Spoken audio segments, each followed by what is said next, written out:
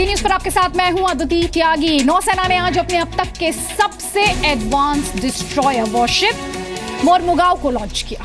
भारत ने एक और मील का पत्थर इसके साथ पार कर लिया।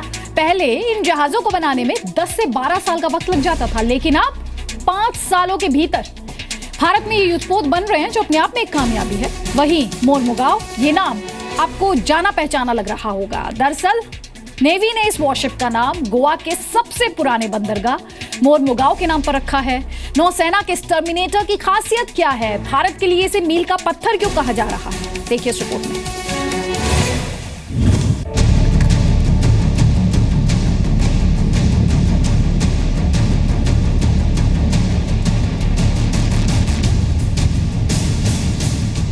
सौ किलोमीटर की दूरी से दुश्मनों का खात्मा।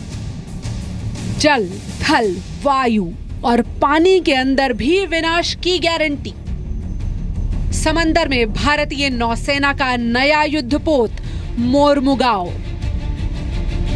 मंत्रोच्चार के साथ मुंबई के मझगांव डॉकयार्ड पर इंडियन नेवी के गाइडेड मिसाइल डिस्ट्रॉयर को समंदर में उतार दिया गया। मोरमुगाव को समंदर में उतारने से पहले उसकी पूजा की गई। समुद्र में लॉन्च करने से पहले इसका नाम रखा गया। मैं इस पोत का नाम भारतीय नौसेना पोत मोरमुगाव रखती हूँ। इसके बाद नौसेना प्रमुख एडमिरल सुनील लांबा की पत्नी रीना ने मोरमुगाव को समुद्र में होने वाले टेस्ट के लिए लॉन्च कर दिया। इस युद्धपोत से इंडियन नेवी की ताकत कई गुना बढ़ जाएगी। मोरमुगाव को देश का सबसे शक्तिशाली युद्धपोत कहा जा रहा है। इस पर ब्रह्मोस और बराक 8 जैसी मिसाइलें लगाई जाएंगी। ब्रह्मोस से जमीन के अलावा समंदर में भी 300 किलोमीटर दूर तक किसी लक्ष्य पर निशाना साधा जा सकता है। इस पर इजराइल का multi function surveillance threat alert radar MF star लगा है।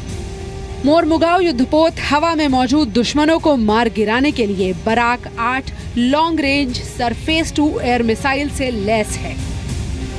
बराक 8 मिसाइल 70 किलोमीटर दूर से शत्रुओं पर निशाना लगा लेगी। मोरमुगाव 127 मिलीमीटर गन से लैस है।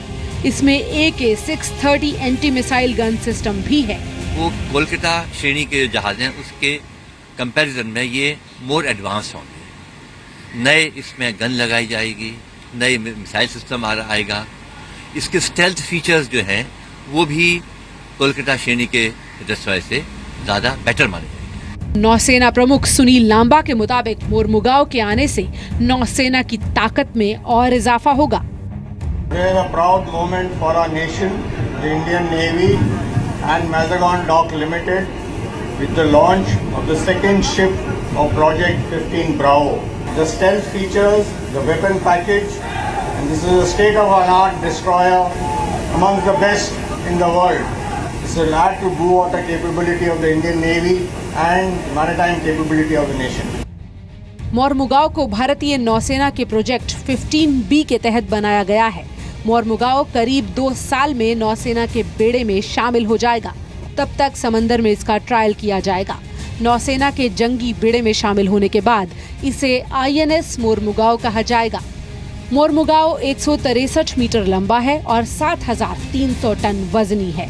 स्वदेशी तकनीक से बने इस डिस्ट्रॉयर को स्टेल्थ तकनीक से बनाया गया है, यानी ये दुश्मनों के रडार पर नजर नहीं आएगा।